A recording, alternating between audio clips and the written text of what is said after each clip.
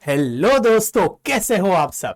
I hope you all are doing fantastic और आप सबकी पढ़ाई एकदम अच्छे से चल रही है। I welcome you all to this another session of chapter number 4 जिसका नाम है ओवरहेड अब्जॉर्प्शन कॉस्टिंग सिस्टम। ये चैप्टर के लास्ट सेशन में हमने देखा था कि कोई भी ओवरहेड अब्सॉर्ब करना हो तो उसके कुछ मेथड्स थे। We had seen few methods जैसे डायरेक्ट रिडिस्ट्रीब्यूशन मेथड, फिर नॉन रेसिप्रोकल मेथड, यानी एक सर्विस डिपार्टमेंट अगर दूसरे सर्विस डिपार्टमेंट को सर्विस देता है बट वो दूसरा सर्विस डिपार्टमेंट ये सर्विस डिपार्टमेंट को सामने सर्विस नहीं देता है, then that is non reciprocal method. It is also known as step method या फिर स्टेप लेडर मेथड। और अगर ऐसा केस है जब भी एक सर्विस डिपार्टमेंट दूसरे को सर्विस देते हैं, वो दूसरा वाला इसे सर्विस देता है, यानी सब एक दूसरे को सर्विस देते हैं, तो that is known as reciprocal system. और रेसिप्रोकल सर्विस मेथड वाले सम सॉल्व करने के लिए हमने 3 मेथड्स देखे थे। एक था साइमल्टेनियस इक्वेशन मेथड, दूसरा trial and error method and तीसरा repeated distribution method. Service department का एक बार ओवरहेड मिल जाए फिर उसे प्रोडक्शन डिपार्टमेंट को कैसे एलोकेट करना है वो भी हमने लास्ट सेशन में देखा था। आई hope it is clear, simple. अभी आज के सेशन में हम 3 टॉपिक्स देखने वाले हैं। एक है over absorption and under absorption जिस पर क्वेश्चंस बनते हैं, तो we are going to solve 2 questions of this topic.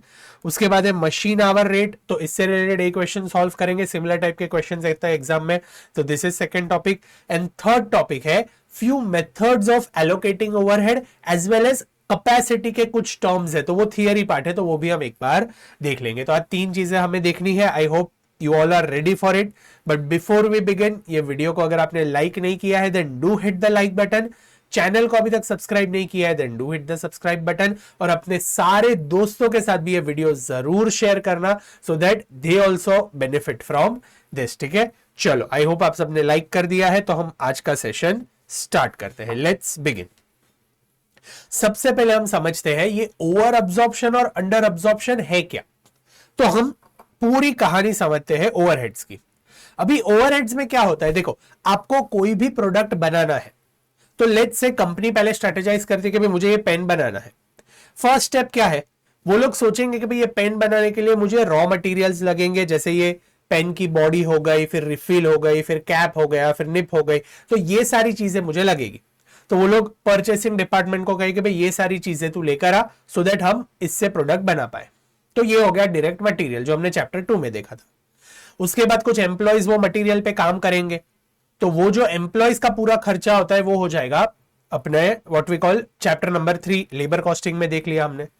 उसके बाद हम अभी ओवरहेड्स देख रहे थे, जो भी जनरल इनडायरेक्ट ओवरहेड्स है जो डायरेक्टली ये प्रोडक्ट को एलोकेट नहीं हो सकते हैं, जैसे रेंट हो गया, डिप्रिसिएशन हो गया, ऐसे जो भी एक्सपेंस है, या फिर सर्विस डिपार्टमेंट के एक्सपेंस हो गए, ट्रांसपोर्टेशन का खर्चा, कैंटीन डिपार्टमेंट का खर्चा, टाइम कीपिंग डिपार्टमेंट का खर्चा, तो ये सारे खर्चे जो डायरेक्टली प्रोडक्ट को एट्रीब्यूट या एलोकेट नहीं हो सकते, ऐसे खर्चे हम कहां रिकॉर्ड करते हैं, ओवरहेड्स चैप्टर में, और उसका अकाउंटिंग वगैरह हम करते हैं, उसको अपॉर्शन वगैरह करते हैं, एलोकेट वगैरह करते हैं। तो हमें प्रोडक्शन ओवरहेड का एक फिगर मिल जाता है जो हमने देखा था लास्ट सेशन में। और ये जो प्रोडक्शन ओवरहेड का खर्चा है उसे हम क्या करते हैं, हम डिवाइड करते हैं बाय नंबर ऑफ यूनिट्स या फिर नंबर ऑफ आवर्स, तो हमें एक रेट मिलता है, पर आवर रेट या फिर पर यूनिट रेट, और ये रेट फिर हम वो प्रोडक्ट को एलोकेट करते हैं।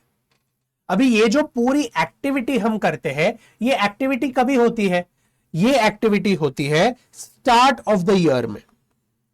ये एक्टिविटी कभी होती है, स्टार्ट ऑफ द ईयर में, यानी साल की शुरुआत में हम ये एक्टिविटी करते हैं, सो दैट पूरे साल हम जब भी प्रोडक्शन करेंगे तो हम क्या करेंगे, लेट से हमने सोचा है कि भाई 10 रुपीज हमारे पेन का सेलिंग प्राइस रहेगा, 10 का। अभी ये 10 रुपीज आया कहां से, तो हमने सोचा रहेगा कि भाई 2 रुपीज का मैं मटेरियल खरीदूंगा, 2 रुपीज का लेबर इनकर करूंगा, और 3 रुपीज मेरे ओवरहेड्स में इनकर हो गए, तो टोटल जो मेरा खर्चा आएगा वो 7 रुपीज आएगा। और सिंस मेरा टोटल खर्चा 7 रुपीज आ रहा है, मैं 10 रुपीज में अगर प्रोडक्ट सेल करता हूं तो मुझे 3 रुपीज का प्रॉफिट होगा। ये तो मुझे start of the year decide करना पड़ेगा, तब जाके मैं प्रोडक्ट्स बेच पाऊंगा। सेलिंग प्राइस तो इनिशियली डिसाइड करना पड़ता है। अभी रॉ मटेरियल का खर्चा तो चलो इनिशियली आप डिसाइड कर लो, क्योंकि आपको मार्केट में परचेस प्राइस पता होगा। लेबर का खर्चा भी आप कितना सैलरी वगैरह देने वाले हो इनिशियली पता चल जाएगा। पर ओवरहेड्स में क्या होता है, ओवरहेड्स में जब भी आप अज्यूम करके प्री डिटरमाइंड खर्चा ले लेते हो, कि भाई रफली मेरा हर साल रेंट इतना होता है, डिप्रिसिएशन इतना होता है, मेरे फिक्स चार्जेस इतने होते हैं, तो रफली मेरा 10,000 रुपीज का एक्सपेंस होता है। और मैं मोटा मोटी एवरी ईयर लेट से चलो 12,000 रुपीज का एक्सपेंस होता है, और रफली एवरी ईयर मैं 4,000 यूनिट्स बनाता हूं। ये साल भी मैं 4,000 यूनिट्स बनाने वाला हूं।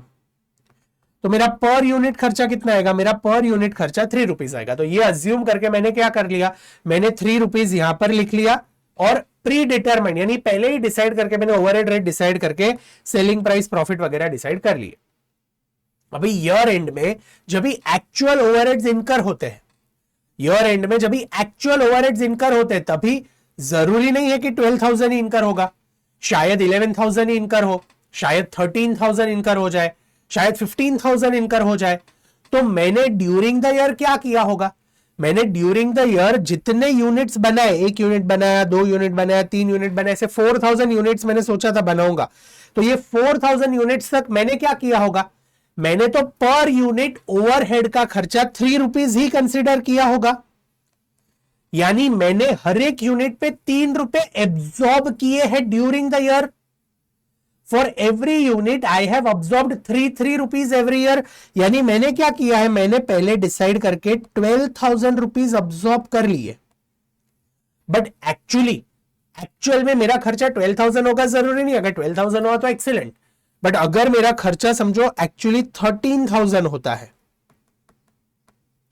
तो इसका मतलब क्या हुआ कि मेरे बुक्स के अंदर अब्सॉर्ब यानी रिकॉर्ड हुआ है 12,000 रुपीज, और एक्चुअल में खर्चा इनकर हुआ है 13,000 रुपीज।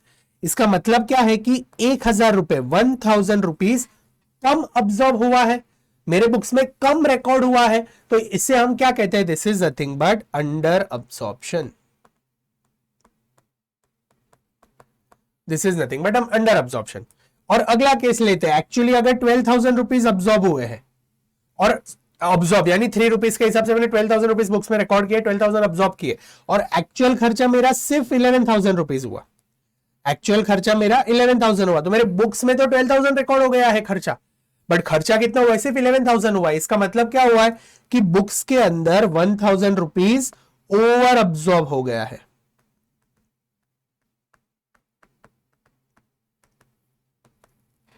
समझ में आ रहा है अंडर अब्सॉर्प्शन क्या है और ओवर अब्सॉर्प्शन क्या है? बुक्स में अगर ज्यादा अब्सॉर्ब हो जाता है और एक्चुअल खर्चा कम होता है तो दैट इज ओवर अब्सॉर्प्शन, यानी ज्यादा एक्सपेंस रिकॉर्ड कर दिया है तो हमें क्रेडिट करके वो एक्सपेंस निकालना पड़ेगा, वहां से हटाओ एक्सपेंस। और अगर हमने अब्सॉर्ब कम किया है, if there is under absorption यानी कम एक्सपेंस रिकॉर्ड हुआ है और एक्चुअली ज्यादा एक्सपेंस इनकर हुआ है, ज्यादा ओवरहेड इनकर हुआ है, तो अंडर अब्सॉर्प्शन के केस में हमें एक्सपेंस को और बुक्स के अंदर डेबिट करना पड़ेगा। क्लियर? सिंपल, इजी, समझ में आ रहा है? Can we move ahead? चलो अभी अंडर अब्जॉर्प्शन ओवर अब्जॉर्प्शन का पूरा थियरी हम देखेंगे। उससे पहले हम क्या करते हैं, देखो हम अंडर अब्जॉर्प्शन ओवर अब्जॉर्प्शन के 2 सम आज सॉल्व करने वाले, तो पहले हम एक सम सॉल्व कर लेते हैं, उसके बाद में आपको पूरा थियरी समझा देता हूं अंडर अब्जॉर्प्शन ओवर अब्जॉर्प्शन का, और एंड में हम वापस और एक सम सॉल्व कर लेंगे, तो आपको एकदम क्लियर हो जाएगा कि अंडर अब्जॉर्प्शन और ओवर अब्जॉर्प्शन की ट्रीटमेंट कैसे करनी है। ठीक है, कैन वी बिगिन? चल हम यहां पर क्वेश्चन सॉल्व करने वाले, क्वेश्चन नंबर 10 और क्वेश्चन नंबर 11। अगर मेरी क्वेश्चन एंड आंसर बुक है आपके पास तो क्वेश्चन नंबर 10 और क्वेश्चन नंबर 11 में से हम सॉल्व करेंगे, और अगर आईसीआई की मॉड्यूल है आपके पास तो इलस्ट्रेशन 8 एंड प्रैक्टिकल प्रॉब्लम 7, ये 2 क्वेश्चन हम यहां पर सॉल्व करने वाले हैं। बिफोर वी स्टार्ट, अगर आप पूछोगे ये जो कॉन्सेप्ट बुक आपको दिख रही है, this is a colour coded concept book जिसके अंदर 160 पेजेस में मैंने सारे कॉस्टिंग के कॉन्सेप्ट्स कवर कर लिए हैं, सारे चैप्टर्स के। तो ये 160 पेजेस अगर आपने अच्छे से कर लिए तो आपका पूरा कॉस्टिंग के कॉन्सेप्ट्स वगैरह थियरी सब सॉर्ट है। ये बुक अगर आपको ऑर्डर करनी है तो काफी रीजनेबल प्राइस में अभी मेरे वेबसाइट www.camananpujara.com पर अवेलेबल है, तो आप वहां से ऑर्डर्स प्लेस कर सकते हो। डिस्पैच टेंटेटिवली अप्रैल एंड तक स्टार्ट, मतलब 20 अप्रैल के आसपास स्टार्ट हो जाएंगे, तो you can place order from there. अगर क्वेश्चन आंसर बुक भी आपको चाहिए तो उसके अंदर मैंने more than 500 questions and answers compile करके दे दिए, जिसके अंदर past papers, MTP, RTP, ICI module सबके क्वेश्चंस कवर है। तो क्वेश्चन करने के लिए भी आपको ये वन स्टॉप सॉल्यूशन रहेगा, तो अगर ये भी ऑर्डर कर रहे हैं तो you can place the order, आपको मिल जाएगा। और अभी अगर आपके पास क्वेश्चन आंसर बुक नहीं है तो आप मॉड्यूल में से भी ये क्वेश्चंस देख सकते हो, तो आप ये रिवीजन वीडियोस अच्छे से एंजॉय कर पाओगे। ठीक है, ऑर्डर्स प्लेस कर रहे हैं तो you can visit my website www.camananpujara.com। ठीक है, चल can we start question number 10? चलो let's read the question. Question number 10 क्या दिया है यहाँ पे? The total overhead expense of a factory is ₹4,46,380। यानी ये क्या है, ये एक्चुअल एक्सपेंस है जो हमें दिया है, एक्चुअल खर्चा कंपनी का, एक्चुअल फैक्ट्री ओवरहेड हुआ है 4,46,380। Taking into account normal working hours of the factory, overhead was recovered in the production at ₹1.25 per hour। तो हमने यहां पर जो ऑब्जॉर्प्शन रेट निकाला है that is on per hour basis, तो कितना ऑब्जॉर्ब हुआ है 1.25 पर आवर जितना ओवरहेड्स ऑब्जॉर्ब हुआ है। The actual hours worked are 293,104। काम कितना घंटा किया है 293,104। तो नाउ यू टेल मी, अगर मैं 293,104 आवर्स के लिए काम करता हूं और मेरा अब्जॉर्प्शन रेट है 1.25 पर आवर, तो टोटल बुक्स के अंदर कितना खर्चा रिकॉर्ड हुआ है या फिर कितना खर्चा अब्सॉर्ब हुआ है, to use the right term, 293,104 into 1.25, 366,380।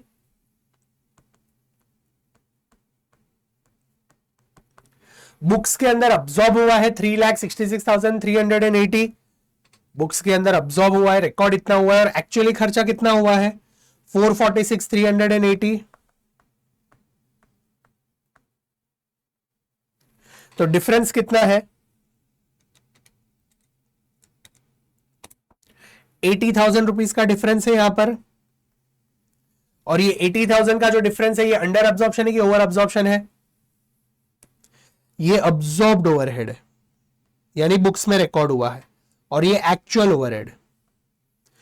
Absorbed overhead 3,66,000 है, एक्चुअल ओवरहेड 4,46,000। इसका मतलब क्या हुआ, एक्चुअली ज्यादा खर्चा हुआ है तो बुक्स के अंदर कम अब्सॉर्ब हुआ है। तो ये एग्जांपल किसका है, अंडर अब्सॉर्प्शन। तो यहां पर अंडर अब्सॉर्प्शन हुआ है।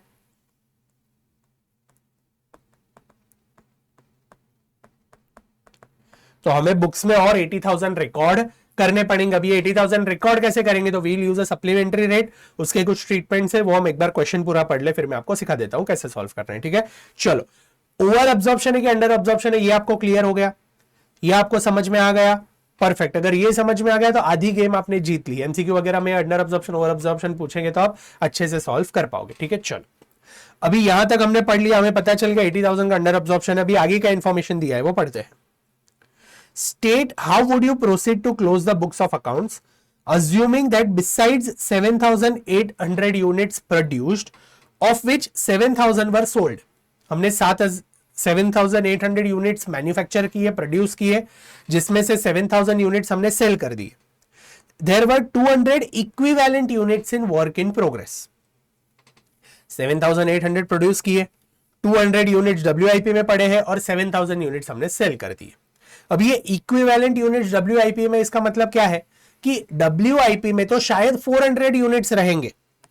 WIP में यहां पर हमें दिया है 200 इक्विवेलेंट यूनिट्स, इसका मतलब क्या है कि WIP में तो शायद 400 यूनिट्स रहेंगे जो वर्क इन प्रोग्रेस में है, बट ये सिर्फ 50% कंप्लीट है, ये सिर्फ 50% कंप्लीट है। तो अगर 400 यूनिट से 50% कंप्लीट है, इसका मतलब क्या हुआ कि टोटल 200 यूनिट्स फुल्ली WIP में है, इक्विवेलेंट यूनिट्स। इक्विवेलेंट यूनिट्स हम कह सकते हैं, या फिर ऐसा भी हो सकता है कि शायद 300 यूनिट्स WIP में पड़े हैं, बट हर एक यूनिट 75% कंप्लीट है। सॉरी, 75% हो जाएगा तो ये 225 हो जाएगा, तो 266 यूनिट्स होगा, सॉरी। या तो ऐसा भी हो सकता है कि 266 यूनिट्स मेरे WIP में पड़े हैं, मुझे नहीं पता कितने पड़े हैं, बट कैलकुलेशन के लिए I require equivalent full units. तो अगर 266 यूनिट्स मेरे WIP में पड़े हैं और हर एक यूनिट 75% कंप्लीट है, तो इसका मतलब क्या हुआ कि 200 यूनिट्स मेरे इक्विवेलेंट यूनिट्स मेरे WIP में पड़े हैं। समझ में आ रहा है? इक्विवेलेंट यूनिट्स का मतलब मैं सिर्फ आपको समझा रहा हूं, ये 400 200 इसको भूल जाओ, इसको क्वेश्चन से कोई लेना देना नहीं है। इक्विवेलेंट का मतलब क्या है कि मेरे अगर 400 यूनिट्स आधे कंप्लीट हुए, इसका मतलब 200 यूनिट्स पूरे कंप्लीट हुए हैं, एक अजम्पशन।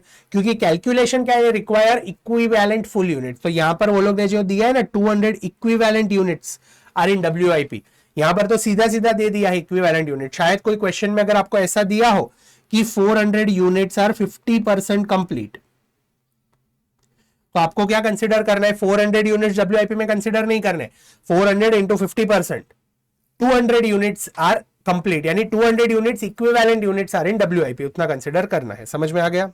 चलो, यहां पर तो स्ट्रेट फॉरवर्ड दे दिया है कि भाई 7800 यूनिट्स प्रोड्यूस किए हैं, उसमें से 7000 सेल किए हैं और 200 इक्विवेलेंट यूनिट्स डब्ल्यूआईपी में। On investigation it was found that 50% of unabsorbed overhead was on account of increase in cost of indirect material and indirect labor। यानी ये जो 80,000 रुपीस का अंडर अब्सॉर्प्शन है, इसमें से 50% यानी 40,000 is due to increase in material cost and labour cost, indirect material and labour cost. तो ये तो नॉर्मल रीजन की वजह से है, मार्केट में मटीरियल और लेबर का प्राइस बढ़ सकता है, तो ये तो नॉर्मल रीजन की वजह से ये प्राइस इंक्रीज हुआ है। तो अगर नॉर्मल रीजन की वजह से अंडर अब्सॉर्प्शन या ओवर अब्सॉर्प्शन होता है, अगर नॉर्मल रीजन की वजह से, जो बिजनेस में नॉर्मल सर्कमस्टेंसेस है, उसकी वजह से अगर ओवर अब्सॉर्प्शन या अंडर अब्सॉर्प्शन होता है, तो हम क्या करेंगे, उतना ओवर अब्सॉर्प्शन या अंडर अब्सॉर्प्शन का अमाउंट सप्लीमेंट्री रेट कैलकुलेट करके हमारे बुक्स में रिकॉर्ड कर देंगे, अब्सॉर्ब कर लेंगे, उतना बुक्स में लिख लेंगे। लेकिन अगर कोई भी अंडर अब्सॉर्प्शन या over absorption is due to abnormal reasons, for example यहां पर दिया है 50% was due to factory inefficiency, factory में इनएफिशिएंसी हुई है, हमने गलतियां करी है जिसकी वजह से अंडर अब्सॉर्प्शन हुआ है, तो ये तो बुक्स, प्रोडक्शन डिपार्टमेंट या फिर प्रोडक्ट बोलेगा भाई मेरे को क्यों चार्ज कर रहे हो, आप लोगों की गलती है, आप लोग कांड करते हो, आप लोग मस्ती करते हो और उसका चार्ज मेरे को दे रहे हो, मेरे को नहीं चाहिए ये चार्ज। तो कोई भी एबनॉर्मल सिचुएशन की वजह से अगर अंडर अब्सॉर्प्शन या ओवर अब्सॉर्प्शन होता है, तो हम क्या करते हैं, कोई भी अबनॉर्मल लॉस भी होता है तो we transfer it to costing PNL, हम प्रॉफिट एंड लॉस अकाउंट में डाल देते हैं सीधा, उसे हम बुक्स में, कॉस्टिंग बुक्स में रिकॉर्ड नहीं करते। तो वैसे ही यहां पर भी अगर एबनॉर्मल रीजंस की वजह से अंडर अब्सॉर्प्शन या ओवर अब्सॉर्प्शन हुआ है, तो हमें क्या करना है, we have to transfer these expense into costing profit and loss account. Clear, simple, easy, यहां तक समझ में आया? अब ये क्वेश्चन आगे सॉल्व करें, ऑलमोस्ट सॉल्व हो गया, अभी सिर्फ कैसे प्रेजेंट करना है वो देख लेते हैं। चल, क्वेश्चन नंबर 10 मैंने लिखा ही है तो हम उसमें से ही लिखते हैं, ठीक है। चलो, ये पूरा थियरी है, ये मैं आपको समझाता हूं, एक बार हम एक क्वेश्चन सॉल्व कर ले फिर। ओवर ऑब्जर्प्शन, अंडर ऑब्जर्प्शन, जो भी अभी हमने डिस्कस किया ना, वो सारी चीजें यहां पर मैंने लिख ली है। ओके, चलो, बट उसके पहले हम क्वेश्चन सॉल्व कर लेते हैं। क्वेश्चन नंबर 10, क्वेश्चन नंबर 10 में हमने देखा भाई एक्चुअल ओवरहेड मेरा 4,46,380 था, मेरा जो अब्जॉर्प्शन रेट है दैट इज 1.25 पर आवर, तो मेरा जो एक्चुअल ओवरहेड है, सॉरी एक्चुअल वर्किंग आवर्स मुझे दे दिए थे 293,104, तो अगर वर्किंग आवर्स पता है, अब्जॉर्प्शन रेट पता है, तो मैं एक्चुअल ओवरहेड कैलकुलेट कर सकता हूं। यहां पर एक्चुअल ओवरहेड इनकर is 446,380, absorbed overhead during the year is 293,104 into 1.25, तो अब्सॉर्ब्ड ओवरहेड मुझे 366,380 मिला। तो यहां पर अंडर अब्सॉर्प्शन मुझे कितना मिला, 80,000 रुपीज। अनअब्सॉर्ब्ड ओवरहेड इज 80,000 और unabsorbed overhead can be either under absorption और ओवर अब्सॉर्प्शन। इसे टर्म क्या दिया है, ये टर्म है अनअब्सॉर्ब्ड ओवरहेड, यानी अब्सॉर्ब नहीं हुआ है अभी तक। It could either be under absorption और it could be over absorption, it could either be under absorption और it could be over absorption, but this is unabsorbed overhead. तो अनअब्सॉर्ब्ड ओवरहेड इज 80,000, तो वो तो हमें यहां पर मिल गया, परफेक्ट। चलो, अभी हमें यहां पर कुछ यूनिट्स का इंफॉर्मेशन दिया था जो हमने डिस्कस किया कि भाई 7,800 यूनिट्स मैंने प्रोड्यूस किए, जिसमें से 7,000 यूनिट्स मैंने सेल कर दिए, तो बचे कितने, 800 यूनिट्स, तो ये हो जाएगा मेरा क्लोजिंग स्टॉक, फिनिश गुड्स का स्टॉक। और मेरे पास डब्ल्यूआईपी में इक्विवेलेंट यूनिट्स कितने, 200 यूनिट्स डब्ल्यूआईपी में पड़े। यहां तक क्लियर है इंफॉर्मेशन, ये सारे क्वेश्चन में दिया था, इतना हमने वहां पे कैलकुलेट किया। अभी हमें रीजन दिया था कि भाई 50% जो आपके अनअब्सॉर्ब्ड ओवरहेड है that is due to normal reason, that is increase in cost of direct material and indirect material। तो 40,000 रुपीज तो नॉर्मल रीजन की वजह से अंडर अब्सॉर्ब हुआ है, लेकिन बाकी का जो 50% अंडर अब्सॉर्ब्ड ओवरहेड है that is because of factory inefficiency, factory के अंदर मस्ती हुई है, इनएफिशिएंसी हुई है, जिसकी वजह से 40,000 अंडर अब्सॉर्ब हुआ है। तो this is because of abnormal reason. तो इसका ट्रीटमेंट हम बुक में कैसे करेंगे, unabsorbed overhead due to normal reason, that is increase in cost of indirect material and indirect labor that amounts to rupees 40,000 should be charged to units produced using a supplementary rate। जितने units हमने produce किए हैं, जितने units हमने produce किए हैं उसको हमें ये 40,000 रुपीज यानी जो नॉर्मल रीजन की वजह से अंडर अब्सॉर्ब हुआ है वो चार्ज कर देना है। कितने यूनिट्स हमने प्रोड्यूस किए हैं? तो 7,800 यूनिट्स तो मैंने प्रोड्यूस किए हैं और बाकी के 200 इक्विवेलेंट यूनिट्स भी है। अभी वो इक्विवेलेंट यूनिट्स ढूंढने का रीजन क्या था? WIP 50% कंप्लीट है तो 50% रहने दो, बट अगर हम रहने देते तो सप्लीमेंट्री रेट कैसे कैलकुलेट करते? क्योंकि सप्लीमेंट्री रेट कैलकुलेट करने के लिए you require unabsorbed overhead divided by total units produced, इसीलिए वी रिक्वायर फुल यूनिट्स। इसीलिए अगर 400 यूनिट्स 50% कंप्लीट है तो हमें 200 यूनिट्स ही कंसीडर करने हैं, हमें 200 इक्विवेलेंट यूनिट्स ही कंसीडर करने हैं। तो यहां पर 7,800 यूनिट्स मैंने प्रोड्यूस किए प्लस 200 यूनिट्स मेरे इक्विवेलेंट WIP में पड़े हैं, तो टोटल 8,000 यूनिट्स है जो मैंने ये साल बनाए। और एक एक यूनिट में बनाता हूं तो उस पर कितना अब्सॉर्ब हो रहा है पर यूनिट, यहां पर पर आवर बेसिस पे है। तो हम क्या करते हैं, जैसे जैसे यूनिट बनता है वैसे वैसे कॉस्ट अब्सॉर्ब होता है। लेकिन यहां पर ये 8,000 यूनिट्स के अंदर 40,000 रुपीज का जो एक्चुअल अनअब्सॉर्ब्ड ओवरहेड है ड्यू टू नॉर्मल रीजन वो कम अब्सॉर्ब हुआ है, अनअब्सॉर्ब हुआ है, अंडर अब्सॉर्ब हुआ है।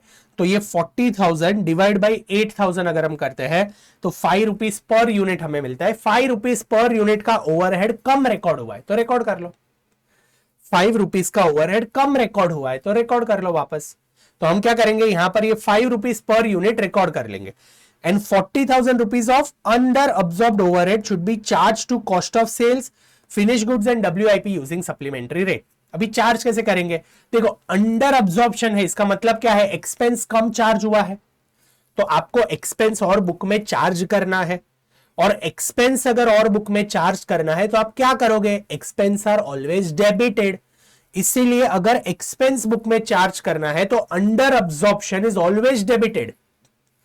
Under absorption is always debited in the books of accounts। क्यों it is debited in the books of accounts? क्योंकि एक्सपेंस कम रिकॉर्ड हुआ है, हमें ज्यादा एक्सपेंस रिकॉर्ड करना है और एक्सपेंस हमेशा डेबिट होता है।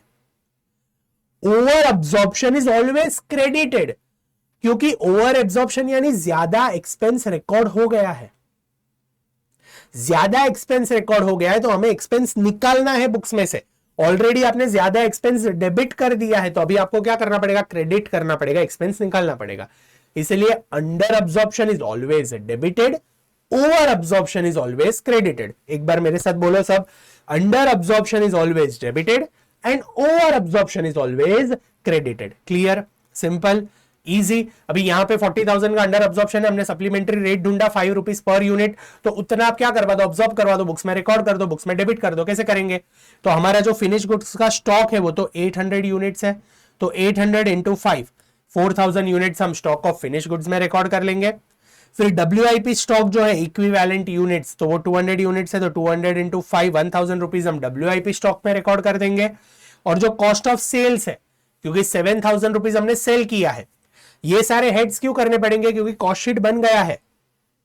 एंड ऑफ द ईयर में हमें पता चल रहा है कि भाई अंडर अब्सॉर्प्शन है कि ओवर अब्सॉर्प्शन है, इसलिए कॉस्ट शीट में तो आपने स्टॉक ऑफ फिनिश गुड्स अलग लिखा है, स्टॉक ऑफ WIP अलग लिखा है, कॉस्ट ऑफ सेल्स अलग लिखा है, इसलिए आपको सेपरेटली ये सारी चीजें डेबिट करनी पड़ेगी। तो 800 मेरा फिनिश गुड्स का स्टॉक था, तो 4,000 वहां पे अब्सॉर्ब करवा दूंगा, 200 यूनिट्स में WIP में अब्सॉर्ब करवा दूंगा 1,000 रुपीज, और 7,000 रुपीज जो मैंने सेल किए है उस पर 5 रुपीज कम रिकॉर्ड हुआ है, तो 7,000 इंटू 5 35,000 रुपीज में कॉस्ट ऑफ सेल्स में डेबिट करवा दूंगा।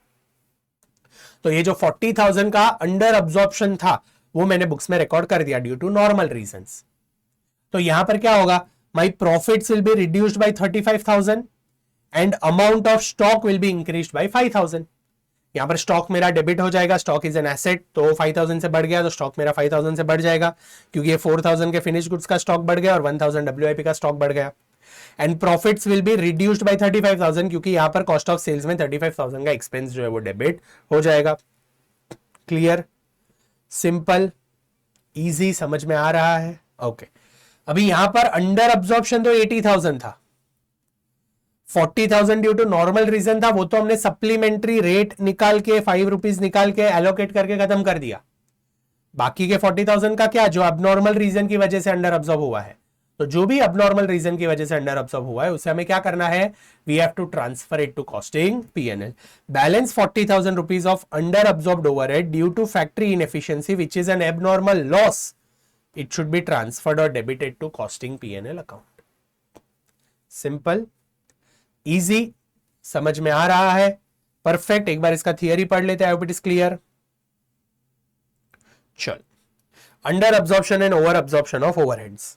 ओवरहेड्स का मतलब क्या है, overheads are usually applied to production on pre determined estimated rates. मैंने आपको कहा it is budgeted overhead absorption rate, यानी ये जो ओवरहेड अब्सॉर्प्शन रेट हम निकालते हैं वो बजटेड ओवरहेड अब्सॉर्प्शन रेट है, बीओएआर है। यानी बजट के बेसिस पे पहले हमने अज्यूम किया इतना इतना खर्चा होगा और बजट के बेसिस पे, प्री डिटरमाइंड रेट के बेसिस पे हमने ओवरहेड अब्सॉर्प्शन रेट निकाल लिया और वो रेट पे चीजें अब्सॉर्ब होती गई पूरे साल और एंड ऑफ द ईयर में हमने देखा कि भाई अंडर अब्सॉर्ब्ड है कि ओवर अब्सॉर्ब्ड है। समझ में आ रहा है? तो overheads are always absorbed on pre determined rate, budgeted rate. इसीलिए आप जो रेट निकालते हो, जो यहां पर आप सॉल्व करते वक्त हर बार रेट निकालोगे, machine hour rate, labour hour rate, budgeted overhead rate, that will always be pre determined rate, budgeted overhead absorption rate. Correct? Simple. निकालते कैसे है बजटेड ओवरहेड अब्सॉर्प्शन रेट? तो एस्टिमेटेड और normal overhead for the period divided by budgeted number of units या फिर budgeted level of activity. अगर आपको per unit basis पे निकालना है तो budgeted overhead divide by number of units, अगर पर आवर बेसिस पे निकालना है तो budgeted overhead divide by total hours. Simple, easy. फिर हमें क्या करना है, हमें हमारा जो एक्चुअल एक्सपेंस इनकर्ड है, एक्चुअल ओवरहेड है, उसे लिखना है। फिर जो अब्सॉर्ब्ड ओवरहेड है उसे माइनस करना है। Now absorbed overhead can also be known as recovered overhead, applied overhead. तो ये टर्म्स अगर आप देखते हो तो this is nothing but absorbed overhead. It can be used as absorbed, recovered, applied, ये सारे टर्म्स आप यूज कर सकते हो। निकालेंगे कैसे absorbed overhead?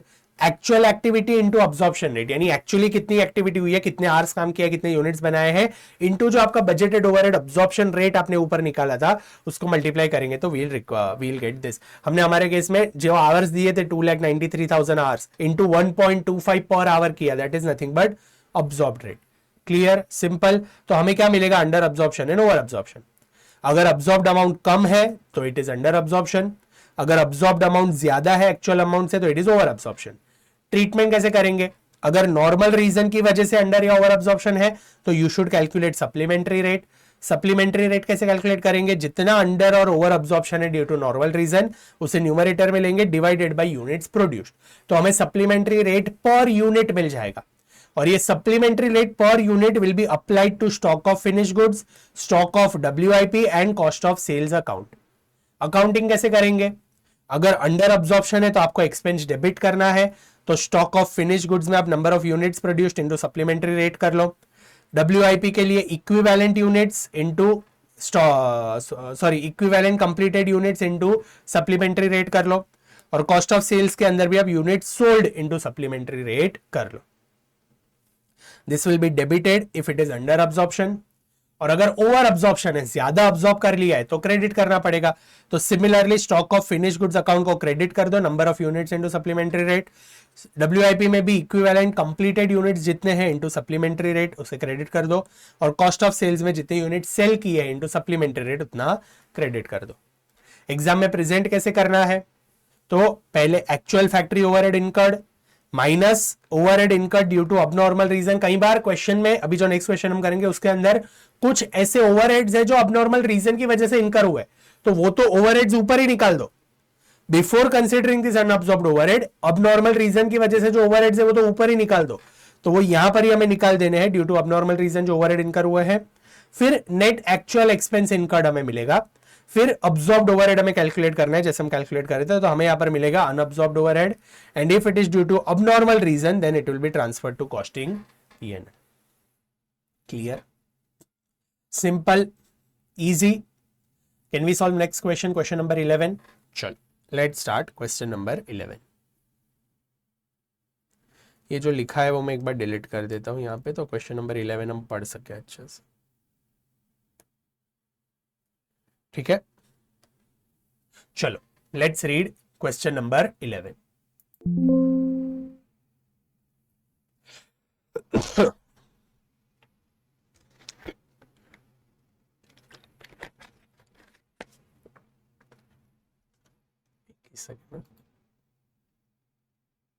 Sorry,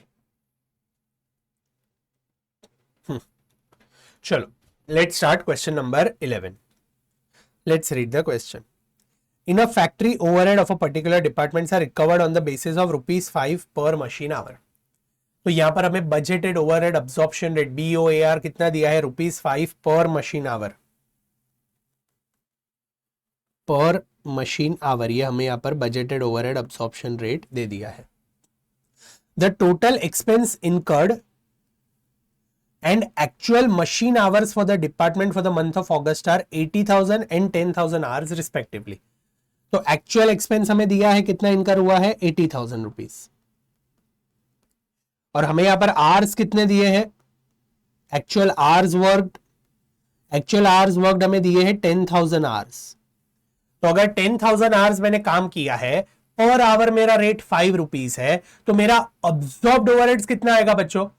over absorb या अंडर अब्सॉर्ब कैलकुलेट करने के लिए पहले हमें अब्सॉर्ब्ड ओवरहेड्स चाहिए. मैंने 10,000 आवर्स काम किया है और मेरा रेट है ₹5 पर आवर. मेरा जो रेट है वो कितना है? ₹5 पर आवर. तो यहां पर 5 into 10,000, 50,000 is nothing but absorbed overheads. 50,000 absorbed overheads है और 80,000 एक्चुअल ओवरहेड्स है. इसका मतलब क्या हुआ? कम अब्सॉर्ब हुआ है. तो यहां पर भी अंडर अब्सॉर्प्शन है. अंडर अब्सॉर्प्शन कितना है? 30,000 रुपीज का है.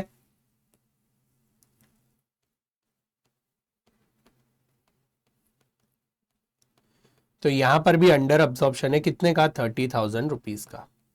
ओके, आगे क्या दिया है?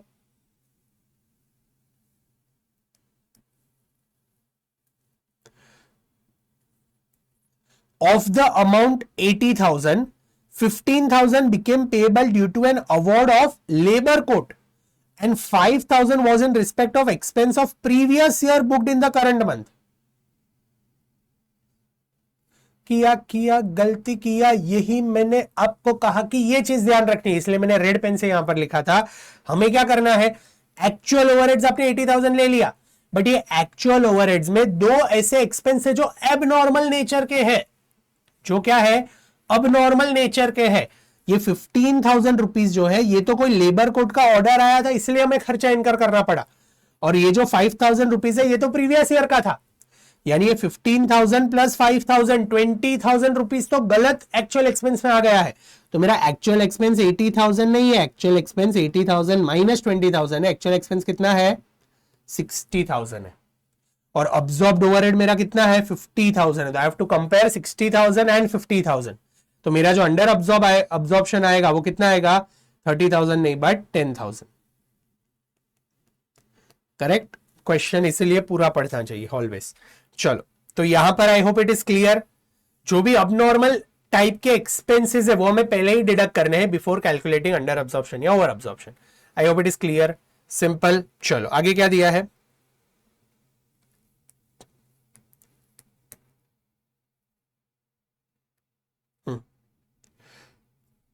Actual production was 40,000 units, of which 30,000 units were sold. 40,000 units बना है, उसमें से 30,000 सेल कर दिए, तो 10,000 हमारे स्टॉक में पड़े हैं. On analyzing the reason, it was found that 60% of under absorption overhead was due to defective planning. यानी 60% डिफेक्टिव प्लानिंग का है. तो इसमें से 60% जो है that is due to defective planning, यानी अब नॉर्मल रीजन. तो ये जो 6,000 रुपीज है अब नॉर्मल रीजन, ये कहां जाएगा? ये सीधा कॉस्टिंग P&L में जाएगा. और बाकी का बचा हुआ 40% है, वो क्या दिया है? And rest was attributed to normal increase in cost. तो दैट इज नॉर्मल रीजन. तो ये जो 40,000 है यानी 4,000 रुपीज है, इसके लिए हम सप्लीमेंट्री रेट कैलकुलेट करेंगे. इसके लिए हम सप्लीमेंट्री रेट कैलकुलेट करेंगे. करेक्ट. चलो ऑलमोस्ट हमने यहाँ पे क्वेश्चन तो सॉल्व कर लिया, बट एक बार देख लेते हैं कि वही आंसर आ रहा है या कुछ गलत है. यस, सबसे पहले 80,000 एक्चुअल एक्सपेंस दिया था, उसमें से 15,000 रुपीज तो कोई लेबर कोड का ऑर्डर आया इसीलिए हमें पे करना पड़ा. तो ये कोई रोज का खर्चा थोड़ी है, ये तो ओवरहेड थोड़ी है, बिजनेस का ओवरहेड थोड़ी है. इसे हम प्रोडक्ट को चार्ज करेंगे तो प्रोडक्ट दुखी हो जाएगा कि भाई अननेसेसरीली मेरे को ज्यादा ओवरहेड चार्ज कर रहे हैं ये लोग, तो ये तो हम ले नहीं सकते. प्रीवियस ईयर का एक्सपेंस भी ये साल में लेंगे तो ये साल के प्रोडक्ट्स दुखी हो जाएंगे कि भाई प्रीवियस ईयर का एक्सपेंस हमें क्यों चार्ज कर रहे हो। तो ये एबनॉर्मल रीजन के खर्चे, तो ये तो सीधा पीएनएल में डालना है, ये तो डायरेक्टली हमारा प्रॉफिट कम करेगा। तो 15,000 एंड 5,000 डिडक्ट करेंगे तो नेट एक्चुअल ओवरहेड जो हमें मिला दैट इज 60,000। अब्सॉर्ब्ड ओवरहेड कितना है, तो 10,000 आवर्स हमारे एक्चुअल एक्टिविटी थी into 5 rupees per hour rate था अब्सॉर्प्शन का, तो 50,000 रुपीज इज अब्सॉर्ब्ड ओवरहेड। तो 10,000 रुपीज के हमें अनअब्सॉर्ब्ड ओवरहेड मिले। Unabsorbed overhead is under absorption क्योंकि कम अब्सॉर्ब हुआ है। इसमें से 40% is due to normal reason 4,000 and 60% is due to abnormal reason, तो 6,000 इज अब नॉर्मल, तो ये तो सीधा कॉस्टिंग पीएनएल में जाएगा। जो 4,000 है उसके लिए हमें क्या करना है, सप्लीमेंट्री रेट कैलकुलेट करना है। सप्लीमेंट्री रेट कैसे कैलकुलेट करेंगे, तो जो भी अनअब्सॉर्ब्ड ओवरहेड है, अंडर अब्सॉर्प्शन हुआ है 4,000 रुपीज का, divide by number of units produced. तो 4,000 रुपीज का अंडर अब्सॉर्प्शन था, क्वेश्चन में दिया है हमने 40,000 यूनिट्स प्रोड्यूस किए जिसमें से 30,000 सेल किए। तो 40,000 यूनिट्स मैंने प्रोड्यूस किए तो 4,000 डिवाइड बाय 40,000, तो 0.10 per unit is the supplementary rate. अभी ये सप्लीमेंट्री रेट यूज करके मुझे क्या करना है, अकाउंट्स डेबिट करने की क्रेडिट करने। अंडर अब्सॉर्प्शन है, कम एब्सॉर्ब हुआ है बुक में, तो ज्यादा एक्सपेंस रिकॉर्ड करना है, यानी मुझे डेबिट करना है। तो डेबिट करने के लिए मैं क्या करूंगा, जो 30,000 है मेरा कॉस्ट ऑफ सेल्स, तो 30,000 इंटू 0.10 3,000 रुपीज में कॉस्ट ऑफ सेल्स में डेबिट कर दूंगा।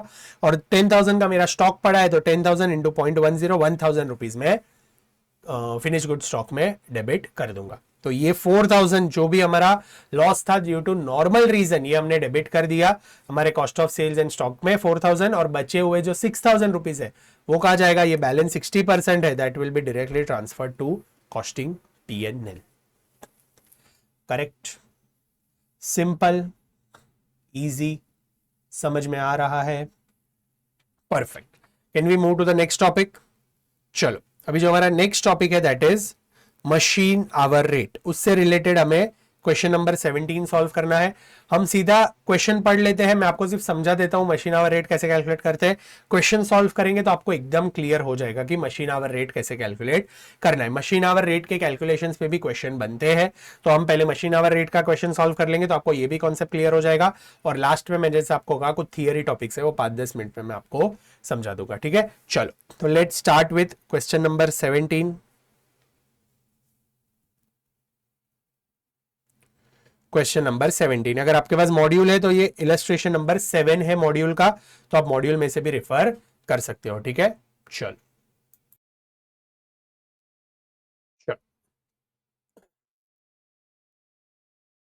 Machine shop cost, before we read the question, चलो let me just explain you machine hour rate कैसे कैलकुलेट करना है।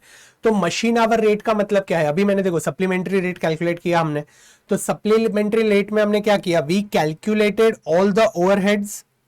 हमने यहां पर जो ओवरहेड्स है हमारे वो सारे कैलकुलेट कर लिए, और उससे हमें डिवाइड किया किससे, कोई भी budgeted level of activity, it could B number of units, number of hours, वैसे। तो हमें यहां पर मशीन आवर रेट कैलकुलेट करना है। तो मशीन आवर रेट का मतलब क्या है, we have to calculate machine rate पर आवर, करेक्ट। यानी टोटल जितने आवर्स मशीन चला होगा उससे अगर मैं ओवरहेड्स को डिवाइड करता हूं तो मुझे मिलेगा मशीन रेट पर hour, which is nothing but machine hour rate. तो overheads divided by total machine hours is nothing but machine hour rate. तो मशीन आवर रेट का कोई भी क्वेश्चन आता है, अभी इसमें दो टाइप के, एक आपको मशीन आवर रेट के क्वेश्चन आ सकते हैं, एक कॉम्प्रिहेंसिव मशीन आवर रेट के क्वेश्चन आ सकते हैं। तो ये दोनों में डिफरेंस क्या है, डिफरेंस कुछ भी नहीं है। मशीन आवर रेट के अंदर आप स्पेसिफिकली एक मशीन के लिए, एक कोई पीरियड के लिए आप टोटल एक्सपेंसेस कैलकुलेट करोगे और वही मशीन के नंबर ऑफ आवर्स आप कैलकुलेट कर लोगे। और कॉम्प्रिहेंसिव मशीन आवर रेट अगर आता है तो कॉम्प्रिहेंसिव मशीन आवर रेट में आप सारे एक्सपेंसेस कंसिडर करोगे, not just expenses specific to that machine, सारे एक्सपेंसेस कंसिडर करके पूरे डिपार्टमेंट का खर्चा लेके, पूरे डिपार्टमेंट के आवर्स लेके हम जब भी पूरे डिपार्टमेंट के लिए एक रेट कैलकुलेट करते हैं that is comprehensive machine hour rate. और जब हम स्पेसिफिकली एक मशीन के लिए रेट कैलकुलेट करते हैं तो that is machine hour rate. Solve दोनों में सेम तरीके से करना है, एक्सपेंसेस सारे में सेम तरीके से करना है और आंसर भी आपका सेम तरीके से आएगा, whether it is comprehensive machine hour rate और नॉर्मल मशीन आवर रेट। सिर्फ उसके अंदर सारे एक्सपेंसेस कंसिडर करने हैं और इसके अंदर मशीन स्पेसिफिक एक्सपेंस कंसिडर करने हैं, ओके। चलो आई होप इट इज क्लियर। तो हमें सबसे पहले क्या करना है, हमें यहां पर अगर हमें पूछा है कि भाई एक मशीन का खर्चा कैलकुलेट करो, तो हमें दो चीजें ढूंढनी है, न्यूमरेटर एंड डिनोमिनेटर। हमें मशीन कितने आवर्स के लिए चला है वो ढूंढना है, तो हमें मशीन आवर्स ढूंढने हैं, और दूसरा हमें टोटल ओवरहेड्स ढूंढना है कि भाई टोटल कितना खर्चा हुआ है। तो यहां पर ये देखो अलग अलग डेप्रिसिएशन, मेंटेनेंस, रेंट वगैरह ये सारे खर्चे हमें यहां पर दिए हैं। तो ये सारे खर्चे को कंबाइन करके हम क्या करेंगे, पहले टोटल ओवरहेड्स निकालेंगे, फिर हमें आवर्स अलग अलग दिए रहेंगे, भाई इतने दिन के लिए मशीन चला, इतने टाइम के लिए चला, इतना टाइम सेटअप में गया, ये वो, तो वो सब ढूंढ के हम मशीन आवर्स निकालेंगे, फिर ओवरहेड्स को डिवाइड करेंगे मशीन आवर से, तो हमें क्या मिलेगा, machine hour rate. Simple, easy. चलो लेट्स स्टार्ट। क्या दिया है यहां पर पढ़ लेते हैं। अब machine shop centre, machine shop cost centre contains 3 machines of equal capacities. 3 machine consider है यहां पर, 3 मशीन है। To operate these 3 machines 9 operators are required, that is 3 operators on each machine. कितने मशीन है यहां पर कॉस्ट सेंटर में, 3 machine है, और हर एक मशीन को चलाने के लिए कितने लोग चाहिए, 3 लोग चाहिए, तो total 9 people are working here. Operators are paid ₹20 per our. Operators को कितना पे कर रहे हैं हम, ₹20 per hour. Okay, the factory works for 48 hours in a week which includes 4 hour setup time.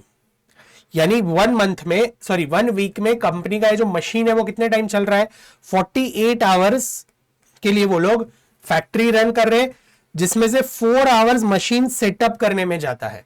तो इफेक्टिवली मशीन कितने आवर्स के लिए काम करता है, एक वीक में 44 आवर्स के लिए। This is effective working hour for a machine. एक मशीन 44 आवर्स के लिए इफेक्टिवली काम करता है। ओके, आगे क्या दिया है, the work is jointly done by the operators. ठीक है, सारे वर्कर्स जॉइंटली काम कर रहे हैं।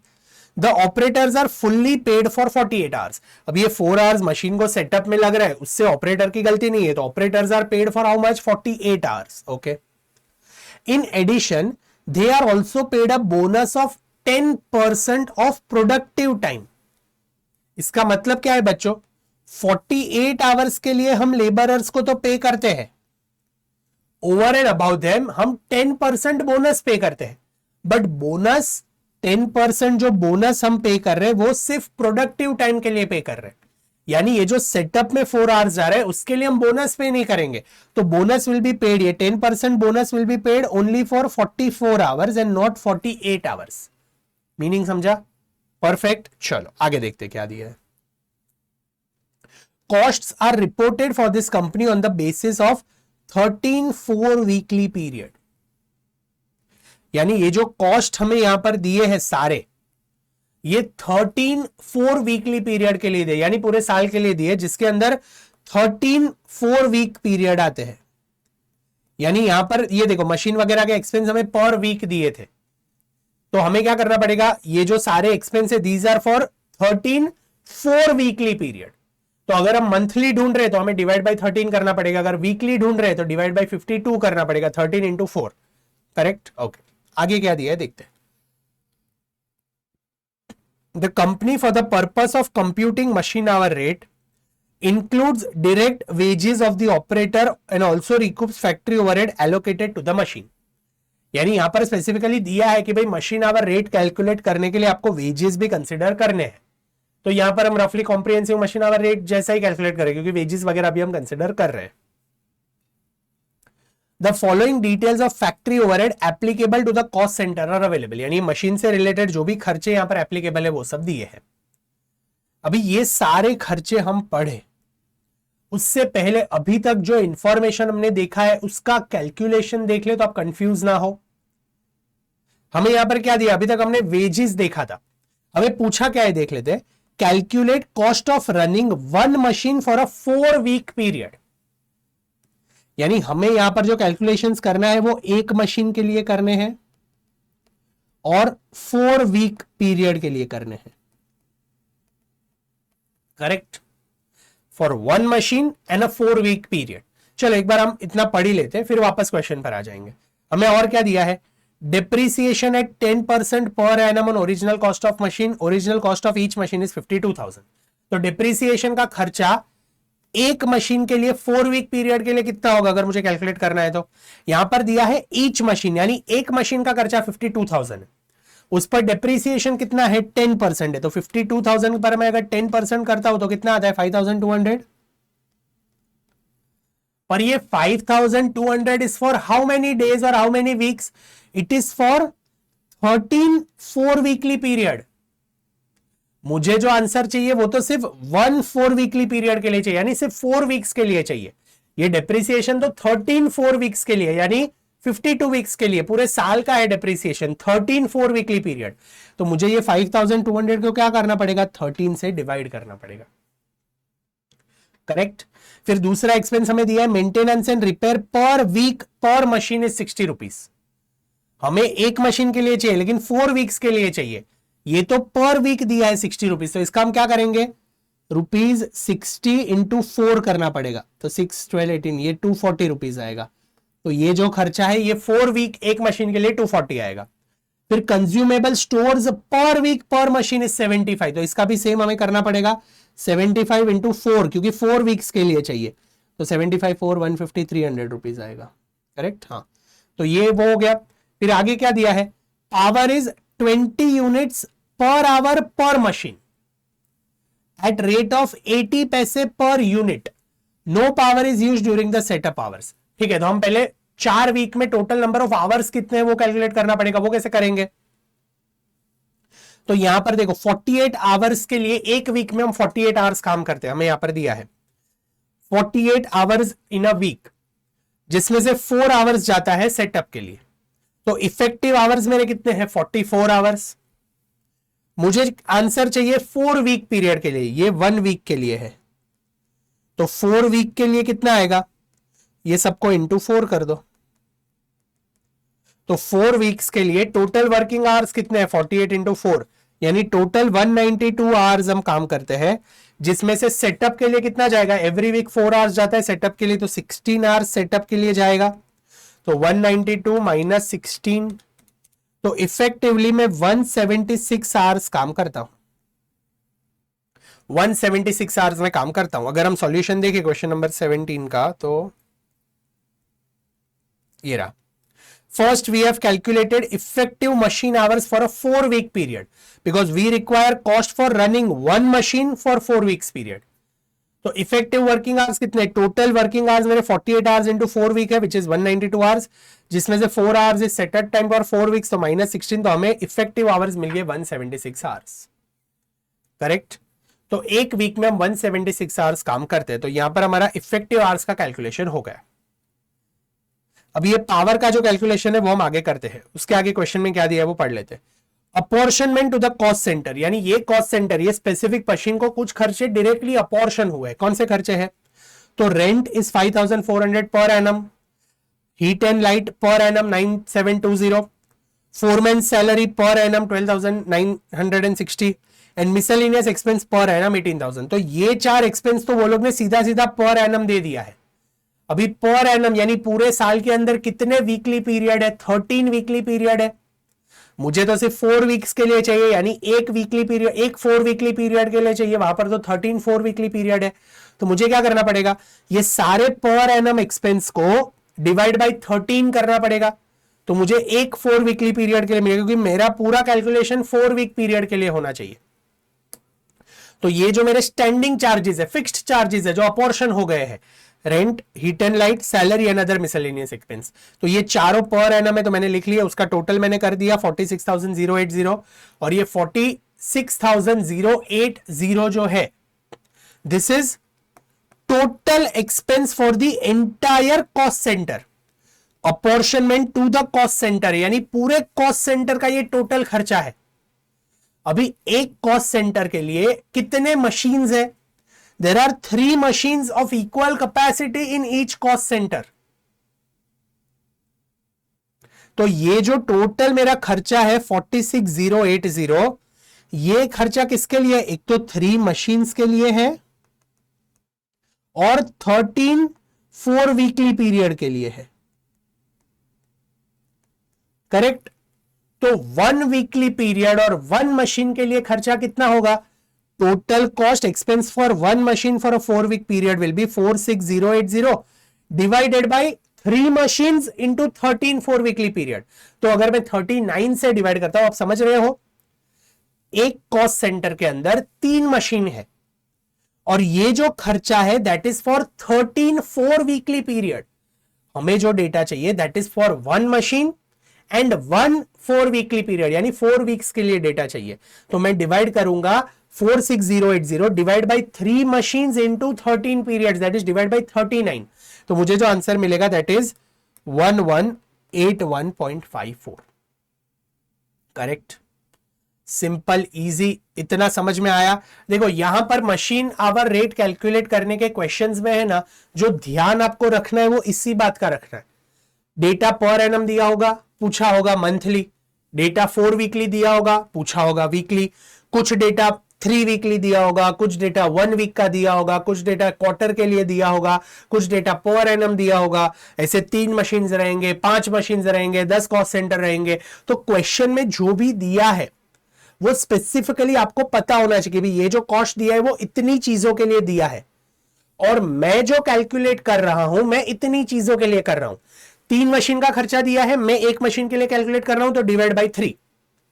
13 4 वीकली पीरियड के लिए यानी 13 मंथ्स के लिए डेटा दिया है, मैं 1 मंथ के लिए कैलकुलेट कर रहा हूं तो डिवाइड बाई 13। पर एनम खर्चा दिया है, मैं मंथली कैलकुलेट कर रहा हूं, डिवाइड बाई 12।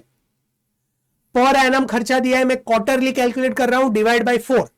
तो ये सारी चीजें ध्यान रखनी है, इसी में यहां पर कैलकुलेशंस करने हैं, बाकी तो कुछ नहीं है क्वेश्चन में।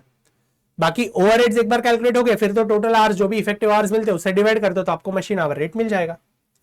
Easy, simple. तो यहां पर ये 4 एक्सपेंसेस सॉर्ट हो गए, डिवाइड बाई 3 डिवाइड बाई 13 यानी डिवाइड बाई 13 गया तो ये 1.1181.54 कैसा आया पता चल गया। चलो, तो यहां पर हमारा इसका काम हो गया, ये अपॉर्शनमेंट वाला खत्म, ये एलोकेट हो गया। अभी हम क्या करते हैं, ये जो वेजेस यहां पर दिया है ना, डायरेक्ट वेजेस जो हमें कंसिडर करने और ये 10% बोनस जो हमें कंसिडर करना है वो लिख लेते हैं। तो वेजेस और बोनस भी खत्म। उसके बाद ये जो मशीन रिलेटेड एक्सपेंस है, डेप्रिसिएशन, मेंटेनेंस, ये सारी चीजें हम ले लेते हैं। करेक्ट। तो वेजेस कैसे कैलकुलेट करेंगे, तो यहां पर 4 वीक्स के अंदर हम काम कितना कर रहे हैं, तो we are working for 48 hours into 4 weeks, per week हम 48 आवर्स काम कर रहे हैं। करेक्ट। तो 48 आवर्स ईच वीक हमने काम किया, ऐसे 4 वीक्स हमने काम किया क्योंकि डेटा हमें 4 वीकली चाहिए। और एक मशीन के ऊपर कितने ऑपरेटर काम कर रहे हैं, तो we are given in the question कि there are 3 operators working on each machine, यानी 3 ऑपरेटर्स को वेजेस पे करना पड़ेगा। तो 48 आवर्स के लिए 4 वीक्स के लिए 3 ऑपरेटर्स को हम कितना पे कर रहे हैं, we are paying ₹20 per our, यहां पर क्वेश्चन में दिया है ₹20 पर आवर।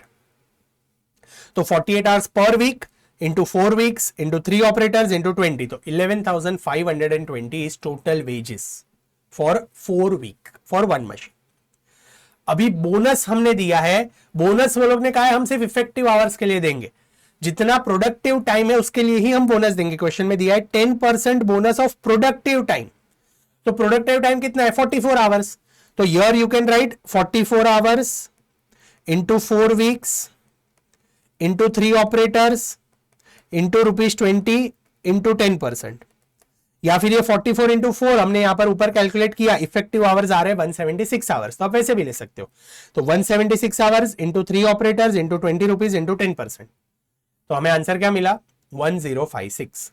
समझ में आ रहा है, इफेक्टिव आवर्स 176 आवर्स है 4 वीक्स में, 3 ऑपरेटर काम कर रहे हैं तो 3 ऑपरेटर का मल्टीप्लाई करना पड़ेगा, ₹20 पर आवर देते हैं तो वो भी मल्टीप्लाई करना पड़ेगा और उसका 10% is our bonus.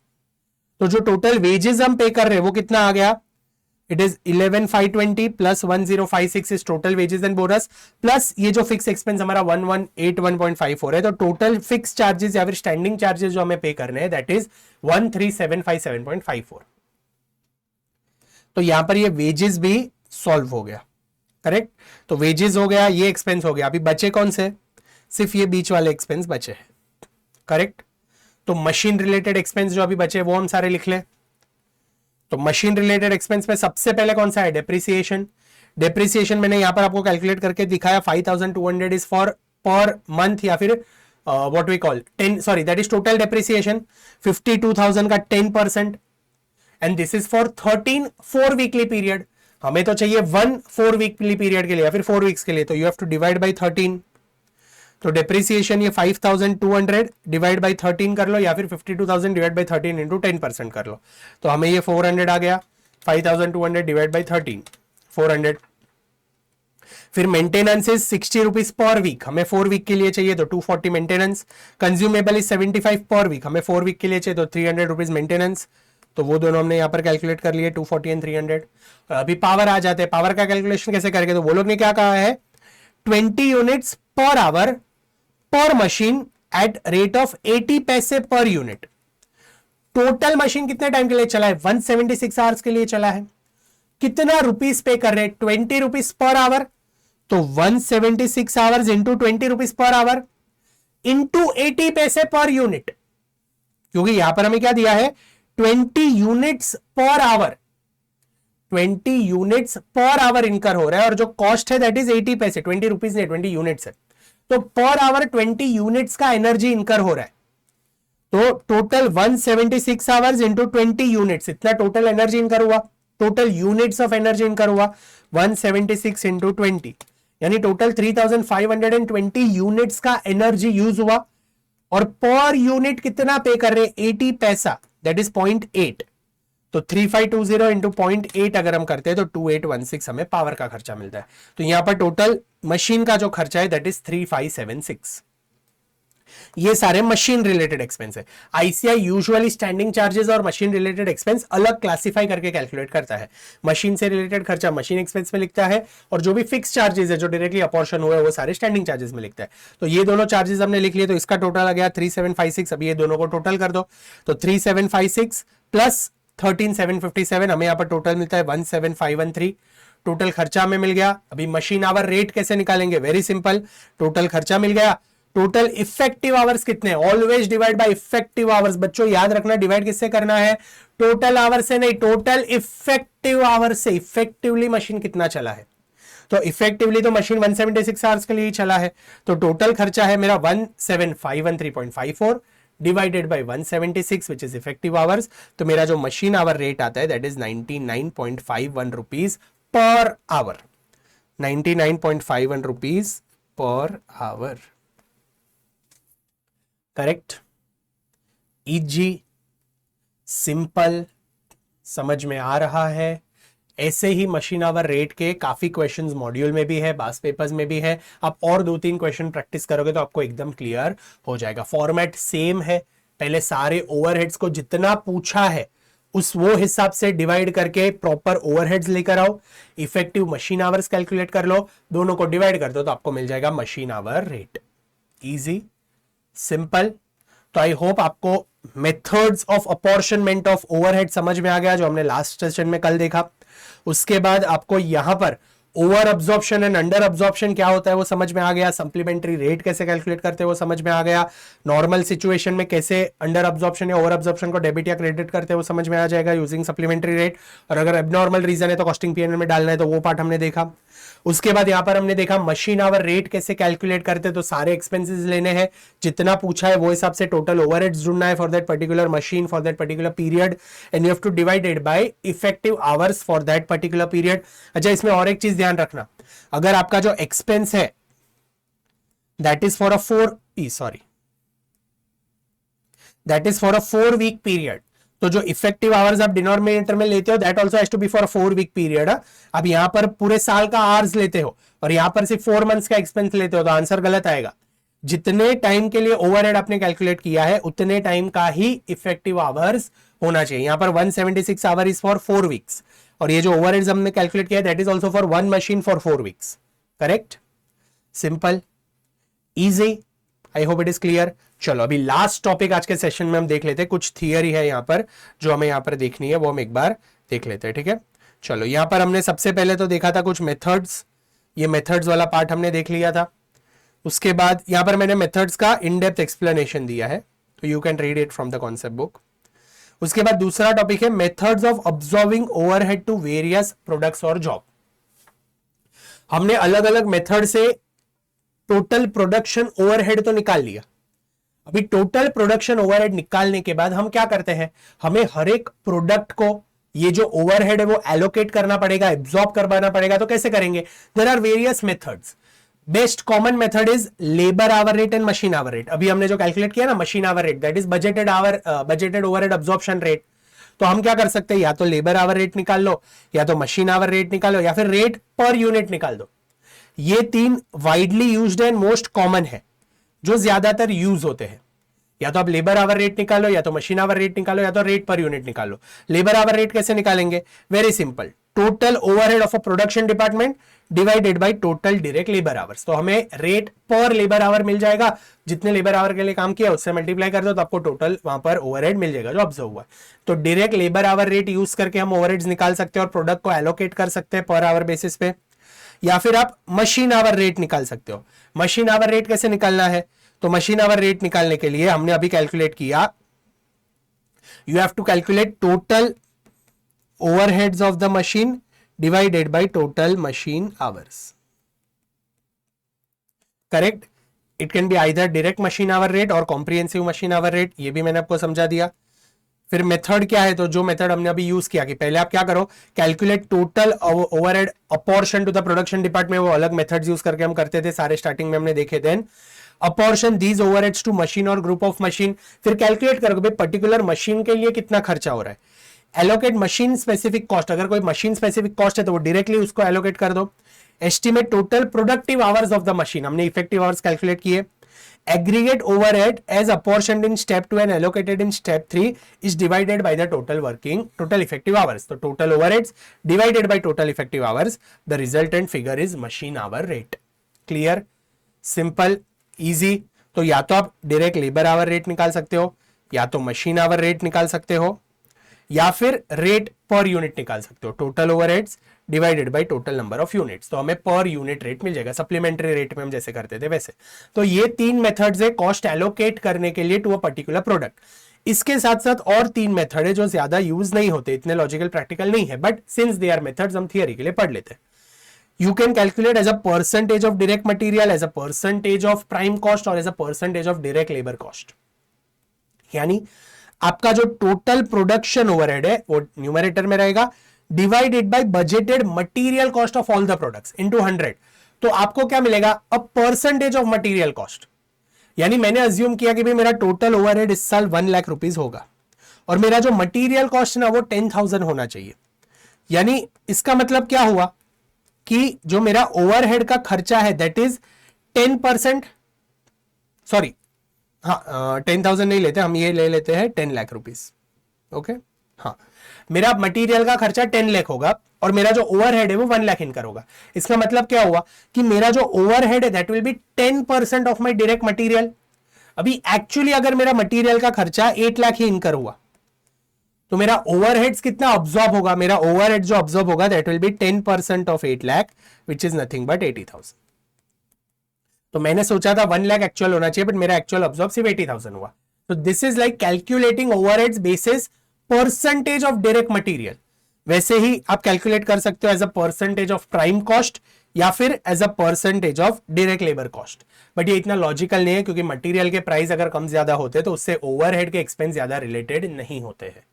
But since these are 3 methods, तो ये 3 मेथड्स आपको पता होने चाहिए, as a percentage of direct labour, as a percentage of direct material या फिर as a percentage of prime cost. तो ये 6 मेथड्स है जिसके बेसिस पे आप जो ओवरहेड है वो प्रोडक्ट को एलोकेट कर सकते हो on the basis of per unit या पर आवर। करेक्ट? Easy, simple. चलो आगे बढ़ते हैं। अभी कुछ यहां पर ओवरहेड रेट्स है, जैसे normal rate.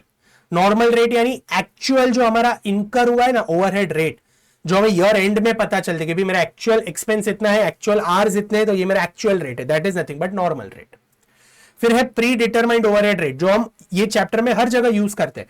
Budgeted overhead absorption rate, under absorption over absorption calculate करने के लिए जो रेट हम पहले कैलकुलेट करते थे per hour rate, per unit rate, that is nothing but pre determined overhead rate.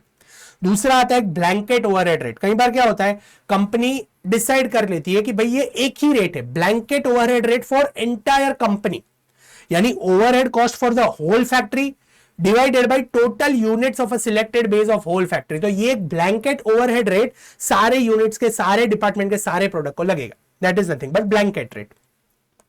या फिर डिपार्टमेंटल ओवरहेड रेट, हर एक डिपार्टमेंट के लिए हम इंडिविजुअली ओवरहेड रेट कैलकुलेट करेंगे, that is nothing but departmental overhead rate. तो 4 टाइप के ओवरहेड रेट्स। ओके फिर ये पूरा treatment of under absorption and over absorption है वो हमने देखा, मैंने थियरी जो लिखा था वहां से मैंने आपको समझा दिया कि हम बजटेड ओवरहेड अब्जॉर्प्शन रेट कैसे कैलकुलेट करते हैं। फिर अगर अंडर अब्जॉर्प्शन है ओवर अब्जॉर्प्शन है तो सप्लीमेंट्री रेट यूज करके कैलकुलेट करते हैं। अभी यहां पर ये जो एक पॉइंट दिया है ना, ये एक बार देख लेते हैं कि अंडर अब्जॉर्प्शन ओवर अब्जॉर्प्शन का अकाउंटिंग कैसे होता है। इफ देर इज अंडर और over absorption of overhead, yes, then amount of under absorption and over absorption is small. अगर अमाउंट काफी छोटा है अंडर अब्जॉर्प्शन ओवर अब्जॉर्प्शन का, 50, 100, 200, 500 रुपए है, अगर अमाउंट छोटा है तो क्या करेंगे आप, सीधा कॉस्टिंग पीएनएल में डाल दो। लेकिन अगर अमाउंट छोटा नहीं है, no, then if it is due to wrong estimation और अबनॉर्मल रीजन, अगर अबनॉर्मल रीजन की वजह से अंडर अब्जॉर्प्शन या ओवर अब्जॉर्प्शन है तो आप कॉस्टिंग पीएनएल में डाल दो। और अगर वैसा नहीं है और अमाउंट बड़ा है, then you have to calculate supplementary rate and charge it to cost of sales account, finish goods account and WIP account, जो हमने किया। Clear, simple. अंडर अब्जॉर्प्शन है तो डेबिट करना है, डेबिट कैसे करना है, तो फिनिश गुड्स को units of finish goods into supplementary rate, semi finish goods हो तो equivalent completed units into supplementary rate and cost of sales हो तो unit sold into supplementary rate. और अगर ओवर अब्जॉर्प्शन है तो क्रेडिट करना है, ये हमने वहां पर देख लिया थियरी में। करेक्ट। फिर यहां पर ये accounting for administrative overhead and selling overhead एक बार पढ़ोगे तो समझ में आ जाएगा, वेरी सिंपल। हम कॉस्ट शीट में जैसे अकाउंट करते हैं वैसे ही यहां पर अकाउंट करना है। लास्ट है कॉन्सेप्ट्स रिलेटेड विद कैपेसिटी, ये सिर्फ टर्म्स पता होने चाहिए अगर एमसीक्यू में पूछे तो। 5 टाइप के कैपेसिटी होते हैं। पहला है इंस्टॉल्ड कैपेसिटी और रेटेड कैपेसिटी। ये क्या है, this is maximum capacity based on the technical specification, also known as theoretical capacity which can not be achieved in normal condition. Installed capacity है, हमने इंस्टॉल कर दिया, मशीन इंस्टॉल किया, इसके अंदर आप एक दिन में 15,000 यूनिट बना सकते हो। भाई आज तक मैंने भी नहीं बनाया, तूने भी नहीं बनाया और कोई नहीं बनाने वाला है, दैट इज इंस्टॉल कैपेसिटी। 15,000 कर सकते हो, किया नहीं है। किया कितना है प्रैक्टिकली अगर आप देखो तो वर्किंग आवर्स 8 आवर्स है, 8 घंटा फैक्ट्री चलती है, हमारे लेबरर्स जो है वो 10 आते हैं, तो प्रैक्टिकली 15,000 में से हम अगर अच्छे से ट्राई करें, शिद्दत से काम करें तो 12,000 यूनिट्स हम बना सकते हैं। तो 12,000 यूनिट्स बिकम्स अवर प्रैक्टिकल कैपेसिटी, जो प्रैक्टिकली अचीवेबल है। उसके बाद आ जाता है नॉर्मल कैपेसिटी, जो रोज एक्चुअली बिजनेस में इनकर होता है, जितना हम एक्चुअली प्रोड्यूस करते हैं। तो नॉर्मल कैपेसिटी कैसे कैलकुलेट करना है, तो हमारी जो इंस्टॉल्ड कैपेसिटी है उसमें से जो भी इम्प्रैक्टिकल प्रॉब्लम्स है या फिर जो एक्चुअली अबनॉर्मल रीजन है वो सारे डिडक्ट कर दो। For example time loss due to schedule, preventive maintenance, machine को सेटअप करने में फिर मेंटेन करने में जो टाइम जाता है तो वो डिडक्ट कर दो। नंबर ऑफ शिफ्ट्स और मशीन आवर, मैन आवर, अगर शिफ्ट्स हमने कम ज्यादा की है तो वो डिडक्ट कर दो। फिर जो हॉलीडेज आते हैं, फिर नॉर्मल आइडल टाइम जो इनकर होता है वो सारी चीजें डिडक्ट कर दो, और बैच चेंज ओवर में जो टाइम जाता है वो सारे डिडक्ट कर दो। तो ये सारे डिडक्ट करने के बाद हमें पता चलता है कि भाई हॉलीडे वगैरह देखे, संडे वगैरह हॉलीडे रहता है, लेबर्स काम नहीं करते, मशीन सेटअप करने में 2 घंटे चले जाते हैं रोज। तो प्रैक्टिकली नॉर्मली हम क्या करते हैं, हम रोज 10,000 यूनिट्स बनाते हैं। तो 10,000 यूनिट्स या फिर 10,000 आवर्स आप ले लो, तो इतना आवर्स हम काम कर सकते हैं, that is my normal capacity. फिर है एक्चुअल कैपेसिटी, एक्चुअली आपने कितना काम किया, शायद आपने 9,000 आवर्स भी किया हो सकता है, शायद 11,000 आवर्स भी किया हो सकता है, शायद 9,000 यूनिट्स भी बना सकते हो, शायद 11,000 यूनिट्स भी बना सकते हो। तो ये हो गई मेरी एक्चुअल कैपेसिटी कि भाई एक्चुअली मैंने कितना अचीव किया। And last is idle capacity, हमने आगे वाले चैप्टर्स में देखा, आइडियल यानी जो वेस्ट हुआ, जो मेरी आइडल कैपेसिटी वेस्ट हुई, जो अभी इसमें नॉर्मल आइडल टाइम भी है, एबनॉर्मल आइडल टाइम भी है। जो लेबर आइडल टाइम यूज करते हैं, जैसे लंच पे गए, प्रिवेंटिव मेंटेनेंस हुआ, तो ये नॉर्मल आइडल टाइम है। और अगर फ्लड्स आ गए, फैक्ट्री बंद हो गया, कोई अननेसेसरी कोई ऐसा अबनॉर्मल रीजन हो गया, तो उसकी वजह से अगर आइडल टाइम इनकर हो रहा है तो that is abnormal idle time, तो वो कॉस्टिंग पीएनएल में चला जाएगा। तो आई होप आइडल कैपेसिटी क्या है, एक्चुअल कैपेसिटी क्या है, नॉर्मल कैपेसिटी क्या है, प्रैक्टिकल कैपेसिटी क्या है, इंस्टॉल्ड कैपेसिटी क्या है, ये आपको पता चल गया। Simple, easy. और लास्ट में कुछ treatment of certain items in costing है, एक बार रीड करोगे तो आपको अच्छे से समझ में आ जाएगा, इसमें कुछ ज्यादा एक्सप्लेन करने की जरूरत नहीं है। तो ये आ गया चैप्टर नंबर 5। तो यहां पर हमारा ये जो चैप्टर नंबर 4 है, अब्जॉर्प्शन कॉस्टिंग, वो एकदम अच्छे से खत्म हो जाता है। आई होप आपको एकदम अच्छे से समझ में आ गया है। बहुत सारे स्टूडेंट्स को ये चैप्टर डिफिकल्ट लग रहा है, लेकिन आई अज्यूम कि दोनों सेशंस अगर आपने देख लिए हैं तो आपको सारी चीजें अच्छे से समझ में आ गई है। अगर आपको पसंद आ रहा है, ये टीचिंग आपको समझ में आ रहा है, तो मुझे कमेंट सेक्शन में जरूर बताना। It actually motivates me to record more videos for you all, help you all in a better way. आपके सारे कमेंट्स में पढ़ता हूं, तो मुझे कमेंट्स में जरूर बताना कैसा लगा है। कोई इंप्रूवमेंट्स है मेरे लिए, कोई सजेशंस है, कोई फीडबैक्स है, तो वो भी कमेंट कमेंट्स में बताना, so I can improve myself and help you all better. Video को अगर लाइक नहीं किया है then do it the like button. अपने सारे दोस्तों के साथ भी ये वीडियो जरूर शेयर करना और चैनल को सब्सक्राइब कर देना, ठीक है। चलो मिलते हैं अगले चैप्टर में, chapter number 5 activity based costing. तब तक के लिए keep smiling, be happy, stay motivated and keep studying. Bye bye.